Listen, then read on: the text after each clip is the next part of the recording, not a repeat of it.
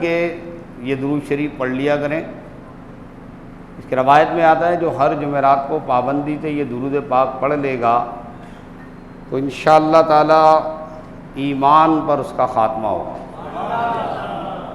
اور جب اسے کفن دیا جا رہا ہوگا، قبر میں اتارا جا رہا ہوگا، تو وہ دیکھے گا کہ رحمت عالمیان صلی اللہ تعالیٰ علیہ وسلم اسے اپنے رحمت بھرے ہاتھوں سے قبر میں اتار رہے ہیں۔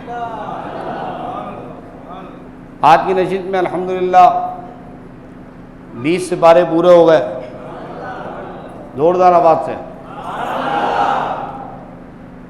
20 سپارے پورے ہو چکے ہیں۔ سورہ نمل، چونٹی، نمل کو چونٹی کہتے ہیں عربی زبان میں، چونٹی کو نمل کہا جاتا ہے۔ یہ چونٹیوں کی وادی سے جناب سلیمان علیہ السلام کا گزر ہوا۔ حضرت سلیمان اور حضرت داؤد علیٰ نبینا علیہ الصلوۃ والسلام کے واقعات کو اللہ تعالیٰ نے قرآن مجید کے مختلف مقامات پر ذکر کیا ہے، اور فرمایا کہ وَلَقَدْ آتَيْنَا دَاوُودَ وَسُلَيْمَانَ عِلْمًا، بے شک ہم نے داؤد اور سلیمان کو بڑا علم عطا فرمایا، اور دونوں نے کہا کہ سب خوبیاں اللہ کو جس نے ہمیں اپنے بہت سے ایمان والے بندوں پر فضیلت بخشی، یعنی نبوت عطا فرمائی، اور سلیمان علیہ السلام کو داؤد علیہ السلام کا جانشین بنایا۔ تو جناب سلیمان علیہ السلام نے کہا، اے لوگوں، ہمیں پرندوں کی بولی سکھائی گئی اور ہر چیز میں سے ہم کو عطا کیا گیا ہے، بے شک یہی اللہ تبارک و تعالیٰ کا ہم پر فضل ہے۔ اور جمع کیے گئے سلیمان کے لیے اس کے لشکر، جنوں میں سے، انسانوں میں سے، پرندوں سے، تو وہ روکے جاتے تھے، یہاں تک کہ جب وہ چونٹیوں کی وادی میں پہنچے تو اب سلیمان علیہ السلام کی شان یہ ہے کہ آپ تشریف لا رہے ہیں، اوپر پرندے پر سے پر جوڑے ہوئے سایہ کناں ہیں، اور زمین پہ آپ کے ساتھ تمام وحوش، طیور، جرندے، چرندے ساتھ ساتھ چل رہے ہیں، ایک لاؤ لشکر چل رہا۔ اب یہ چونٹیوں کی وادی کے قریب جب پہنچے ہیں تو چونٹیوں کی ملکہ نے اپنی قوم سے کہا، یا ایھا النمل، اے چونٹیوں، ادخلوا مساکنکم، ارے بھائی اپنے اپنے بلوں میں گھس جاؤ، لا یحطمنکم سلیمان وجنودہ وہم لا یشعرون، ایسا نہ ہو کہ سلیمان اور اس کی فوج جو ہے۔ سلام جب چونٹیوں کی وادی کے پاس پہنچے تو چونٹیوں نے کہا بھائی اپنے اپنے بلوں میں گھس جاؤ۔ یہ بات چونٹیوں نے جب یہ کہی تو قبل اس کے کہ قرآن کریم کی ترجمہ کروں، میں تھوڑا سا چونٹیوں کے متعلق آپ کو بتاتا ہوں کہ جدید سائنٹیفک تحقیقات کے مطابق اللہ تبارک و تعالیٰ نے ہر جانور، کیڑے مکوڑے کو الگ الگ حیت پر پیدا کیا، سب ایک جیسی حیت پر نہیں ہے۔ اور چونٹی کے متعلق جدید سائنس میں یہ کہتے ہیں کہ چونٹی کے پاس بولنے کے لیے زبان نہیں ہوتی، سننے کے لیے کان نہیں ہوتے۔ یہ چونٹی آپس میں جب بات کرتی ہیں تو اللہ تبارک و تعالیٰ نے ان کے منہ کے آگے 2 ڈنگ دیے باریک باریک سے۔ آپ نے دیکھا ہوگا کہ جب چونٹیوں کی لائن چل رہی ہوتی ہے تو یہ ہر ایک چونٹی سے ملتے ہوئے جاتے ہیں، اس میں سے ایک گیلا گیلا مواد نکلتا ہے اور وہ سامنے سے آنے والی چونٹی کو وہ چپکا دیتی ہے۔ گویا جدید سائنٹیفک لینگویج میں کہتے ہیں کہ وہ اپنا ڈیٹا ٹرانسفر کر دیتی ہے، اور جب وہ ڈیٹا ٹرانسفر کر دیتی ہے تو یہ ڈیٹا جو ہے اس پر چلتا رہتا ہے، ٹرانسفر کر دیتی ہے۔ تو اب سمجھ میں یہ نہیں آتا کہ قرآن کہہ رہا ہے کہ چونٹی نے بات کی اور سلیمان نے سن لی، وہ بھی 3 میل دور سے سن لی۔ جدید سائنٹیفک تحقیقات کے مطابق چونٹی کے پاس زبان نہیں ہے، قرآن کریم کی اس آیت کو کیسے فٹ کریں؟ جو آپ کا سائنٹسٹ ہے، ناسا کمپنی کا سائنسدان ہے، وہ کہہ رہا ہے کہ میں نے چونٹی پر پوری تحقیق کری ہے، تمہاری کتاب میں لکھا ہوا ہے کہ وہ اس نے بات کی اور تمام باتوں کو جو ہے سلیمان نے سن لیا، سن نہیں لیا بلکہ قرآن کہہ رہا ہے فَتَبَسَّمَ ضَاحِكًا مِّن قَوْلِهَا، تو اس کی بات سے مسکرا دیے جناب سلیمان علیہ السلام۔ جبکہ چونٹی کے متعلق جدید سائنس یہ کہتی ہے کہ چونٹی اپنا ڈیٹا ٹرانسفر کر دیتی ہے، اور تمام کیڑے مکوڑوں میں سب سے انوکھی مخلوق ہے کہ چونٹی جو ہے وہ اپنا ڈیٹا ٹرانسفر کرنے میں اور اپنی معلومات کی ترسیل کرنے میں سب سے انوکھا انداز رکھتی ہے، سب سے انوکھا انداز۔ چونٹی کی عمر کم و بیش جدید سائنس کے مطابق کم و بیش ایک چونٹی جو ہے وہ 20 سال تک زندہ رہتی ہے، اور چونٹیوں کی جو ملکہ ہے، ملکہ چونٹی، وہ 30 سال تک زندہ رہتی ہے۔ اور چونٹی کے اندر ایک اور کوالٹی ہے کہ چونٹی کو جب بارش ہونے لگتی ہے نا تو بہت دیر پہلے، مطلب 6-8 گھنٹے پہلے پتہ چل جاتا ہے، بسا اوقات ایک دن پہلے پتہ چل جاتا ہے کہ کل بارش ہونے والی ہے یا 6 گھنٹے بعد بارش ہونے والی ہے۔ سائنسدانوں نے اس بات پر تحقیقات کری کہ 6 گھنٹے، 8 گھنٹے، 24 گھنٹے پہلے چونٹی کو کیسے پتہ چل جاتا ہے۔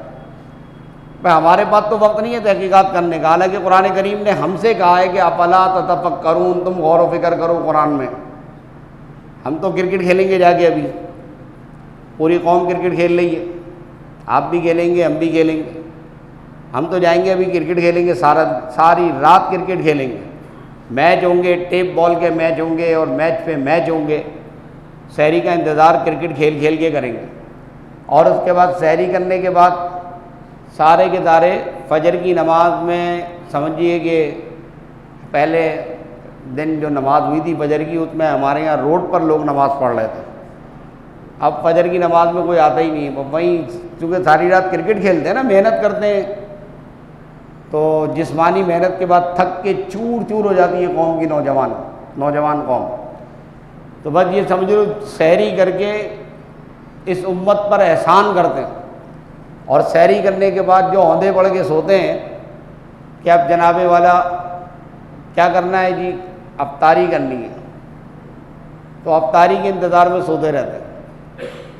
تو ہماری قوم جو ہے ترقی کے پل بنا رہی ہے، اور دیکھیں آئندہ پاکستان ترقی کرے گا، نیا پاکستان یہی بنا ہے۔ یہ تحقیقات ہمیں کرنی چاہیے تھی، یہ غور و فکر ہمیں کرنا چاہیے تھا، تو ہم قرآن مجید کو پڑھنا بھی گوارہ نہیں کرتے۔ بس یہ کہ وہ سویم والے دن قرآن پڑھ لیتے ہیں، وہ بھی سویم والے دن بھی وہ لوگ پڑھتے ہیں جو قرآن خوانی کے قائل ہیں۔ امت میں بہت سارے فرقے ہیں نا، کوئی اہل حدیث ہے، کوئی وہابی ہے، کوئی دیوبندی ہے، کوئی چکڑالوی ہے، کوئی پرویزی ہے، وہ مر گیا مردود، نہ فاتحہ نہ درود، تو وہ کہہ رہا مر گیا، اب اس کے لیے اصال ثواب کرنے کی کیا ضرورت ہے، ہم قرآن خوانی کیوں کریں، قرآن خوانی جائز نہیں ہے، صحابہ کرام نے قرآن خوانی نہیں کی، قرآن خوانی کا کوئی ثبوت نہیں ہے، مر گیا پھینک کے آ گئے، وہ ختم بات، اب کیا ضرورت ہے اس کو دوبارہ یاد کرنے کی۔ اب قرآن مجید کے اندر جو سینکڑوں آیات ہیں مغفرت کی دعا کی، کتب احادیث میں سینکڑوں حدیثیں ہیں، رسول پاک صلی اللہ تعالیٰ علیہ وسلم کا خود کا عمل ہے ایصال ثواب کرنے کا، وہ سب اٹھا کر کے لپیٹ کے رکھ دیا، سب لپیٹ کے رکھ دیا اٹھا کے۔ یہ جمعہ 8 دن ہوئے پیدا ہوئے، اس کی عمر بمشکل 20 22 25 سال عمر ہے۔ یہ سمجھ رہا ہے کہ میں نے 2 اردو کی کتابیں پڑھ لی، سارا دین پڑھ لیا میں نے، سب آ گیا اس کو، یہ بیٹھ کے یہاں فیس بک پہ فتوے دے رہا تھا۔ ایسا نہیں ہے، اس طرح نہیں ہے۔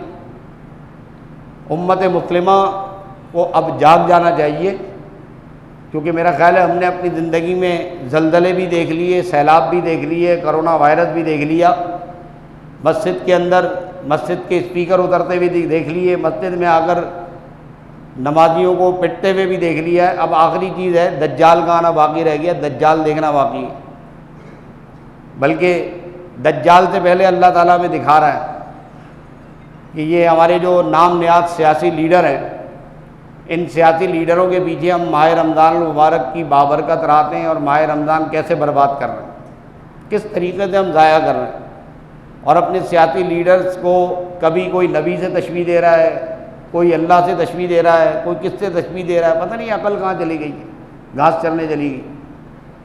رسول پاک صلی اللہ تعالیٰ علیہ وسلم نے فرمایا دجال جب آئے گا نا تو اس کے بعد جنت اور دوزخ ہوگی۔ یہ کتب حدیث میں ہم پڑھتے ہیں تو حیران ہوتے ہیں کہ دجال کے آنے سے پہلے ہی جو اس کے چیلے چانٹے آ رہے ہیں، ہماری قوم تو انہی سے متاثر ہو گئی، ان چیلے چانٹوں سے ہی متاثر ہو گئی ہے۔ کہیں دجال کو انہوں نے دیکھ لیا تو میرا خیال ہے یہ پورے کے پورے خاندان کے ساتھ دجال کے ساتھ چلے جائیں گے، وہیں رہیں گے جہاں دجال رہے گا۔ اللہ تبارک و تعالی ہمارے عقیدے کی حفاظت فرمائے۔ تو یہ جو قرآن نہیں پڑھتے، جو اسلام کو نہیں مانتے، جو اللہ کو نہیں مانتے، انہوں نے تحقیق کری ہے، میں ان کی تحقیقات پیش کر رہا ہوں کہ وہ کہتے ہیں جدید سائنس کے مطابق کہ جب ہوا میں نمی کا تناسب کم ہوتا ہے تو چونٹی کے اندر اللہ تعالیٰ نے ایک سنسر رکھا ہوا ہے، وہ الرٹ ہو جاتا ہے کہ ہوا میں نمی کا تناسب کم ہو گیا۔ بس جیسے ہی وہ سنسر الرٹ ہوتا ہے وہ اپنے بل کے باہر جو ہے نا گھیرا بنانا شروع کر دیتی ہے مٹی کا، اور آپ نے دیکھا ہوگا جہاں چونٹی کا بل ہوتا ہے نا وہاں مٹی کا ایک گھیرا سا بن رہا ہوتا ہے۔ اب یہ ایسا جانور ہے جو کہ بول نہیں سکتا، اس کے پاس عقل نہیں ہے، لیکن پروردگار عالم کی قدرت دیکھیے کہ بارش کا پانی کہیں میرے گھر میں نہ آ جائے، یہ اپنے گھر کی حفاظت کر رہی ہے۔ اور اس غیر افضل مخلوق کا یہاں تذکرہ کر کے ہم اشرف المخلوقات کو پروردگار عالم یہ سبق دے رہا ہے کہ تم اشرف المخلوقات ہو، وَلَقَدْ كَرَّمْنَا بنی آدم کا تاج تمہارے سر پہ پہنایا ہے، تمہیں ہم نے تمام مخلوقات پر فضیلت دی ہے، تمہارے اندر سوچنے سمجھنے کے لیے شعور دیا ہے، اچھے برے، اچھے بھلے، ہر چیز کی تمیز دی ہے۔ سب سے بڑی بات تمہیں اپنا مافی الضمیر پیش کرنے کے لیے نطق بولنے کی صلاحیت دی ہے، پھر تم لوگ کچھ نہیں کرتے۔ تم سے بہتر یہ ہیں حشرات الارض کہ جناب سلیمان علیہ السلام تک وہ بات کہتے پہنچی۔ یہ اللہ تبارک و تعالیٰ کی شان ہے کہ اس نے ہوا کو حکم دیا کہ چونٹی نے جو جملہ کہا ہے وہ ہوا کے دوش پہ لہراتا ہوا جناب سلیمان علیہ السلام تک پہنچا۔ اور جدید سائنس نے جب یہ بات تحقیق کری کہ ہاں بھئی ہوا میں ویوز ہوتی ہیں، and there are different kinds of waves, ان ویوز پر آواز، ان ویوز کے دوش پر آواز سفر کرتی ہوئی جاتی ہے، تو اس آواز کو جو ہوا پر سفر کرتی ہوئی جا رہی ہے اس کو کیسے کیچ کیا جا سکتا ہے؟ انسان نے جب تحقیق کری تو پھر سب سے پہلے ریڈیو ایجاد کیا گیا، ریڈیو ایجاد ہوا، پھر اس کے بعد ٹیلی فون ایجاد ہوا، اور یہ تحقیقات چلتے چلتے آج ہمارے ہاتھ میں جناب والا 5G موبائل فون موجود ہے، اور اس 5G کے اندر سب کچھ ہو سکتا ہے، سب کچھ۔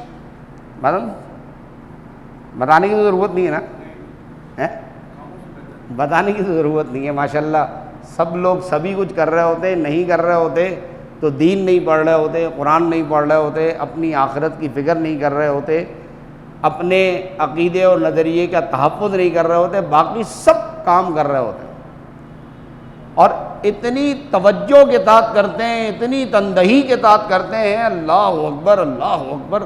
کبھی کبھی تو دل چاہتا ہے آدمی فدا ہو جائے اس قوم پہ، یعنی اتنی توجہ تو نماز نہیں پڑھی جاتی جتنی توجہ سے موبائل دیکھ رہے ہوتے ہیں یا موبائل کے اندر مگن ہوتے ہیں۔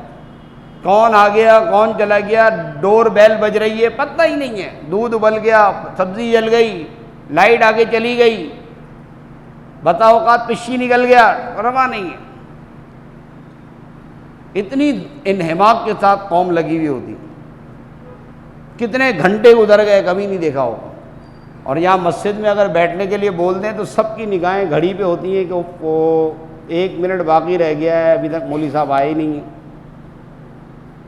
ابھی تو 1 منٹ باقی ہے، مولوی صاحب آئے ہی نہیں ابھی تک۔ اور اگر کہیں غلطی سے 1 منٹ اوپر ہو گیا بس پھر تو مت پوچھیے کہ کیسی آگ لگ جاتی کہ یہ عالم دین ہے، ان کو عالم کہتے ہیں، وقت پہ نماز نہیں پڑھا رہے۔ یہی وقت کی پرواہ نہیں کر رہے. تو بڑا وقت کی پرواہ کر رہا ہے بھائی, باقی پوری قوم بڑے وقت کی پرواہ کر رہی ہے, نماز وقت پہ پڑھا دیں ہیں, ساری ٹرینیں وقت پر جا رہی ہیں, سارے جہاز وقت پہ جا رہے ہیں, تمہارا کاروبار وقت پہ جا رہا ہے, ساری رات تم وقت کا بڑا اہتمام کرتے ہو, جو مسجد میں آ کر مولوی پہ دین چڑھا رہے ہو. کوئی بھی بات ہم عقل سے نہیں سوچتے, بس جہاں ہمارا اپنا مفاد ہوگا وہاں ہم اپنا کام کریں گے, اور جہاں پر ہمارے مفاد کو زد پہنچ رہی ہوگی وہاں پہ پھر آپ ہماری تقریر سن لیجئے. میرے دوستو بزرگوں, قرآن مجید فرقان حمید ہماری ہدایت کے لیے اترا ہے, اور اللہ تبارک و تعالیٰ فرما رہا ہے کہ سلیمان کو ہم نے سننے کی یہ صلاحیت دی, اور ہوا کو حکم دیا کہ چونٹی کا پیغام سلیمان کو پہنچا دو. جب یہ ہوا کے دوش پہ چونٹی کا پیغام پہنچ سکتا ہے جی, اور سلیمان سن رہے ہیں, نہ صرف سن رہے ہیں, فتبسم. قبلہ اگر یہ کسی بریلوی مولوی کا اسٹیٹمنٹ ہوتا نا تو اب تک مرزا پلمبر یوٹیوب کے ڈبے سے نکل کے چھلانگ مار کے باہر آ جاتا. یہ تو قرآن ہے. ہم تو مرزا پلمبر اور مفتی کیا نام ہے اس کا, شوقین نکاح, مفتی شوقین نکاح, ہم کہتے ہیں یہ فتبسم ضاحکا. کبھی یہ والی آیات کی بھی تو تفسیریں بیان کیا کرو, ہم بھی تو سنیں کہ قرآن میں یہ بھی ہے. باقی تو تمہیں سب مل جاتا ہے کہ یا رسول اللہ کہنا شرک ہے, یا غوث کہنا شرک ہے, کوئی ثبوت نہیں ہے. ہر چیز کا ایسے انکار کریں گے ڈٹ کر جیسے لگ رہا ہے دین کے سب سے بڑے داعی یہی پیدا ہوئے ہیں, باقی دنیا تو گھاس کھا رہی ہے. قرآن سب سے زیادہ انہی کو آتا ہے. الف لام میم کے الف سے والناس کے سین تک کوئی ایک آیت دے دوں تو 7 نسلیں بیٹھ کے ترجمہ نہیں کر سکتی, اوقات نہیں ہے ان کی. قوم کو گمراہ کرنے کے سوا اور قوم میں فساد کے دروازے کھولنے کے سوا کوئی تیسرا کام نہیں ہے ان کا. اور ہماری نوجوان اور یوتھ پر مجھے حیرت ہوتی ہے, لیکن کیا کریں, وہ بچے بیچارے معصوم بچے ہیں نا, وہ چکنی چپڑی میٹھی میٹھی باتیں کیچپ ڈال کے جب آپ باتیں سنائیں گے تو بھائی پکوڑے کے اندر بیسن میں کچھ بھی ڈال دو ملا کے, کیچپ ڈلا ہوا ہوگا, سب بچے کھا جائیں گے. کوئی نہیں کرکر کو میں بولے گا کہ یہ بیچ میں کرکر ہو رہی ہے. فتبسم ضاحکا, ہوا کے دوش پہ آواز چلی گئی. سلیمان علیہ السلام نے سن لی, مسکرا بھی دیے. اور سلیمان علیہ السلام جس امام کے مقتدی ہیں, سلیمان علیہ السلام جس امام کے مقتدی ہیں وہ امام الانبیاء فرماتے ہیں اکثر الصلاۃ علیہ فإنہ تشہدہ الملائکہ. جمعۃ المبارک کے دن مجھ پر کثرت سے درود پاک پڑھا کرو, یہ شب جمعہ ہے. اللہم صلی علی سیدنا و مولانا محمد وعلی آلہ وآلہ بیتہ واصحابہ اجمعین. فرماتے ہیں جمعۃ المبارک کے دن کثرت سے مجھ پر درود و سلام پڑھا کرو کہ تمہارا یہ درود پاک فرشتے مجھ تک لے کر آتے ہیں. اللہ تبارک و تعالیٰ نے فرشتوں کی ڈیوٹی لگائی ہے. دنیا میں کہیں کوئی میرے محبوب کا امتی محبت کے ساتھ محبوب پر درود و سلام پڑھے, فوراً درود پاک لے کر بارگاہ رسالت میں جاؤ. یہ درود پاک لے کر بارگاہ رسالت میں حاضر ہوتے ہیں, عرض کرتے ہیں یا رسول اللہ آپ کے فلاں امتی جو فلاں کا بیٹا ہے, فلاں من فلاں نے ابھی آپ پر درود و سلام پڑھا ہے. جی تو ایک مصری عالم نے اس کی تشریح میں, اس حدیث کی تشریح میں جملہ لکھا, مزہ آ گیا. وہ مصری عالم لکھتا ہے, کہتا ہے کہ آپ غور کریں کہ فرشتہ کہہ رہا ہے کہ فلاں من فلاں, تو جو یہ چاہتا ہے کہ اس کے ابا کا بار بار بارگاہ رسالت میں تذکرہ ہو, بار بار تذکرہ ہو, تو وہ کثرت سے درود و سلام پڑھا کرے. اللہم صلی علی. تو رسول پاک صلی اللہ تعالیٰ علیہ وسلم فرماتے ہیں جب کوئی درود پڑھتا ہے تو اس کی وہ فرشتے مجھ تک پہنچاتے ہیں. اور جب کوئی محبت کے ساتھ درود پاک پڑھتا ہے تو سرکار فرماتے ہیں لیس من عبد یصلی علی الا بلغنی صوتہ حیث کانا, کہ جب کوئی میرا امتی مجھ پر محبت کے ساتھ درود سلام پڑھتا ہے تو جب وہ خوب محبت کے ساتھ جوش و ولولے کے ساتھ تصور مدینہ اور تصور گنبد خضرا کے ساتھ مجھ پر درود و سلام پڑھتا ہے تو پھر فرشتے لے کے نہیں آتے, وہ دنیا کے کسی خطے سے درود پڑھے، میں محمد خود اپنے کانوں سے اس کا درود سنتا ہوں۔ ہاں، ہر صحابی نبی، ہر تابعی نبی جنتی، چاہے وہ فتح مکہ سے پہلے ایمان لایا، چاہے فتح مکہ کے بعد ایمان لایا، حضرت امیر معاویہ رضی اللہ تعالیٰ عنہ ہوں یا حضرت ابو سفیان ہوں یا ہندہ ہو، یہ سارے کے سارے صحابی ہیں۔ وَكُلًّا وَعَدَ اللَّهُ الْحُسْنَىٰ، پروردگار نے ان سب کے ساتھ کس کا وعدہ کیا ہے؟ جنت کا وعدہ کیا ہے۔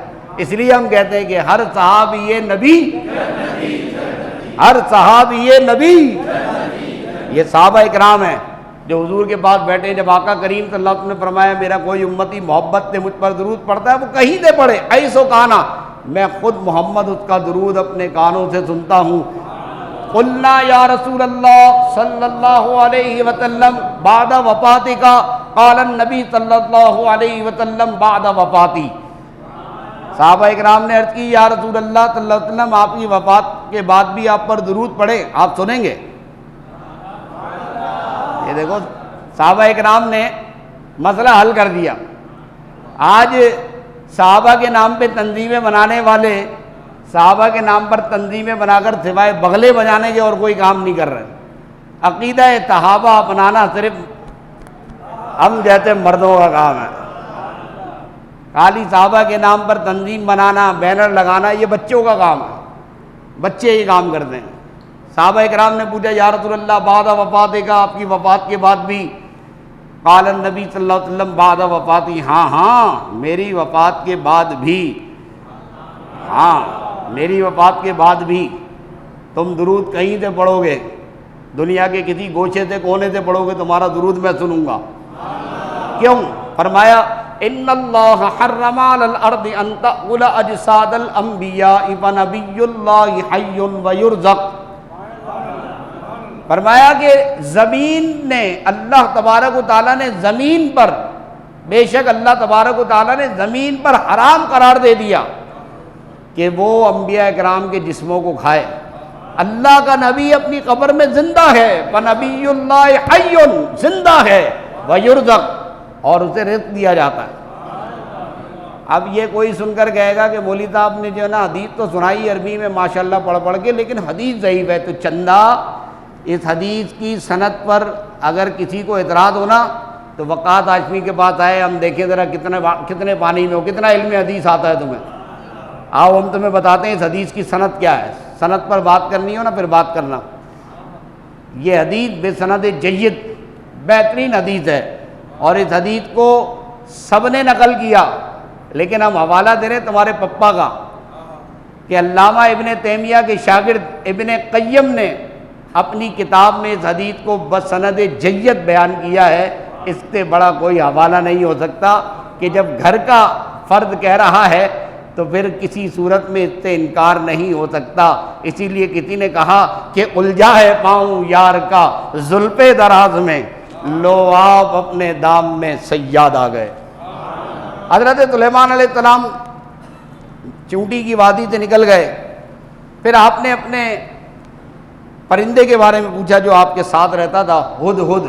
آپ نے کہا کیا بات ہے، پرندہ مجھے نظر نہیں آ رہا، اور اگر وہ کوئی خبر لے کر نہیں آیا تو پھر آج میں اس کو سزا دوں گا۔ تھوڑی دیر کے بعد پرندہ حاضر ہوا، اور پرندے نے شہر سبا، ملک سبا کے بارے میں ایک خبر سنائی۔ سورہ سبا انشاءاللہ تعالیٰ آپ کل سنیں گے 21ویں بارے میں، تو ذرا ایک مرتبہ ناظرہ پڑھ کے آئیے گا، تو انشاءاللہ تبارک و تعالیٰ آپ کو سننے میں مزہ آئے گا ملک سبا کے حالات۔ تو ملک سبا کے حالات بیان کیے اور بتایا کہ میں نے وہاں پر دیکھا کہ ایک عورت جو ہے وہ ان کی ملکہ ہے، اور اس کا ایک بہت بڑا تخت ہے، اور میں نے دیکھا کہ اس کی قوم جو ہے اللہ کو چھوڑ کر سورج کو سجدہ کرتے ہیں، اور شیطان نے ان کے اعمال ان کی نگاہ میں سنوار دیے ہیں، لہذا ان کو سیدھی راہ سے شیطان نے روک دیا ہے۔ اب جناب سلیمان علیہ السلام نے ایک خط لکھا، اور اس خط کی ابتدا اس طرح کی کہ انہو من سلیمان و انہو بسم اللہ الرحمن الرحیم، یہ سلیمان کی طرف سے اور وہ اللہ کے نام سے شروع کرتا ہے جو نہایت مہربان اور رحمت والا ہے۔ اب یہ بسم اللہ الرحمن الرحیم جو ہے، یاد رکھیے گا قرآن مجید کی مستقل آیت ہے. کیا ہے؟ لہذا کسی صفحے کے اوپر پوری بسم اللہ الرحمن الرحیم لکھیں تو باوضو ہو کے لکھیں، اور اگر لکھی بھی ہے تو بے وضو اس کو چھونا حرام ہے، اور اس پرچے کا احترام کرنا مسلمان پر واجب ہے. صرف پرچے پہ بسم اللہ الرحمن الرحیم لکھی ہو تو اس کا احترام ایسے ہی فرض ہے جیسے قرآن مجید کا احترام. بہرحال حضرت سلیمان علیہ السلام کا وہ مکتوب لے کر پہنچا، اور وہاں جب مکتوب پہنچ گیا تو جناب سلیمان علیہ السلام نے اپنی قوم اور اپنے درباریوں سے فرمایا کہ میں یہ چاہتا ہوں کہ جب وہ ملکہ آئے تو اس کے آنے سے پہلے پہلے جو اس کا بڑا والا تخت ہے وہ تخت یہاں پہ ہونا چاہیے. اب سلیمان علیہ السلام نے جب تخت کے لیے کہا تو قال عفریت من الجن، ایک خوفناک قسم کے جن نے کہا انا آتی کا بھی قبل ان تقوم من مقامک، میں لے آؤں گا وہ تخت قبل اس کے کہ آپ اپنی جگہ سے کھڑے ہوں. ابھی یہ بات جن نے کہی تو جناب سلیمان علیہ السلام نے اس کو کوئی جواب نہیں دیا، یعنی آپ کو پسند نہیں آیا ہے، بہت دیر لگا دے گا یہ، ہم یہاں سے کھڑے ہیں اور وہ تخت لے تو بہت دیر ہو جائے گی. قال الذی عنده علم من الکتاب، برابر میں ایک وہ شخص کھڑا تھا جس کے بعد کتاب کا علم تھا، جو صاحب علم تھا، جو عالم دین تھا. اس نے صاحب کتاب صاحب علم نے کہا انا آتی کا بھی قبل ان یرتد الیک طرفک، اے سلیمان میں وہ تخت لے آؤں گا پلک جھپکتے میں. فلما رآہ مستقرا عنده، بس حضرت سلیمان نے پلک جھپک کے دیکھا تو تخت سامنے رکھا ہوا. قال ھذا من فضل ربی، یہ میرے رب کا فضل ہے. ھذا، اب یہ کہاں کا لکھا ہوتا ہے؟ جو سود پر مال کما رہے ہیں ان کی دکان پہ لکھا ہوتا ہے ھذا من فضل ربی. جو دکان میں رشوت دے رہے ہیں، دھوکہ کر رہے ہیں، رشوت ستانی کا کاروبار چل رہا ہے، وہاں لکھا ہوا ہے ھذا من فضل ربی. ایک ہمارے نمازی بھائی نے بتایا ہے کہ ایک بدکار عورت کی طرف سے گزر ہوا تو اس کے گھر کے دروازے پہ لکھا ہوا تھا ھذا من فضل ربی. یہ ہماری قوم اتنی جاہل ہے کہ ھذا من فضل ربی، اپنے گندے کرتوتوں کے اوپر ھذا من فضل ربی لکھا ہوا. یہ سلیمان علیہ السلام نے اس موقع پہ اللہ کا شکر ادا کیا کہ یہ میرے رب کا فضل ہے، اس میں میرا کوئی کمال نہیں. اور علماء نے ہمیں یہی سکھایا کہ جب آپ خیر کا کام کریں، بھلائی کا کام کریں، اس میں اللہ تعالیٰ کی طرف سے برکت ہو تو پھر آپ اس کی نسبت پروردگار کی طرف کریں کہ یہ خیر اللہ کی طرف سے ہے. آج جو اس میں شر ہو گیا وہ میری کوتاہی ہے. اب قرآن مجید نے ایک جملہ بس آپ کی خدمت میں نظر کر کے اپنی گفتگو سمیٹنا چاہتا ہوں کہ یہاں قرآن کریم نے جنات اور صاحب علم دونوں کا کیریکٹر پیش کیا ہے کہ جن کی اپنی ایک طاقت ہے، قوت ہے، اور جن کی قوت اور طاقت، اور جن طاقتور ہوتے ہیں ان کے اندر تکبر ہوتا ہے، سرکشی ہوتی ہے، اور وہ اپنے تکبر اور سرکشی کی بنیاد پر کبھی بھی آسانی سے زیر نہیں ہوتے. لیکن قرآن کریم نے بتایا کہ جب صاحب علم آ جائے نا تو بڑے سے بڑا طاقتور جن اس کی جرأت نہیں ہوتی کہ وہ صاحب علم کے سامنے اپنی نگاہ بھی اٹھا سکے، نگاہ نہیں اٹھا سکتا. اتنا پروردگار نے صاحب علم کو قوت دی ہے. اور جو جنات کے اندر خود صاحب علم ہوتے ہیں، جنات میں بھی عالم دین ہوتے ہیں، جنات میں بھی گناہگار ہوتے ہیں، جنات میں ولی اللہ بھی ہوتے ہیں، جنات میں مسلمان بھی ہوتے ہیں، جنات میں کافر بھی ہوتے ہیں، جنات میں وہابی بھی ہوتے ہیں، جنات میں بریلوی بھی ہوتے ہیں، سب ہوتے ہیں ہر قسم کے. کنا طرائق قددا، 29واں پارہ سورہ جن، کہ جنات کہتے ہیں کہ ہمارے اندر ہر فرقے اور ہر نظریے کے لوگ پائے جاتے ہیں. تو جب قوت والا جن آ جائے تو یاد رکھیں کہ وہ کتاب والے کے سامنے کبھی ٹھہر نہیں سکتا. اور اکثر و بیشتر یہ ہوتا ہے کہ جنات جب کسی کو اپنے قابو میں کر لیتے ہیں، یعنی کسی میں حلول کر جاتے ہیں یا کسی کو قابو کر لیتے ہیں، تو پھر وہ ایک نارمل انسان جیسی زندگی نہیں گزارتا، اس کی زندگی مشکل ہو جاتی ہے. اللہ تبارک و تعالی ہمیں جنات کے شر سے محفوظ فرمائے، قرآن حکیم پہ غور و فکر کرنے کی سعادت عطا فرمائے۔ رب اشرح لی صدری ویسر لی امری واحلل عقدۃ من لسانی یفقہوا قولی، وآخر دعوانا الحمدللہ رب العالمین۔ ماہ رمضان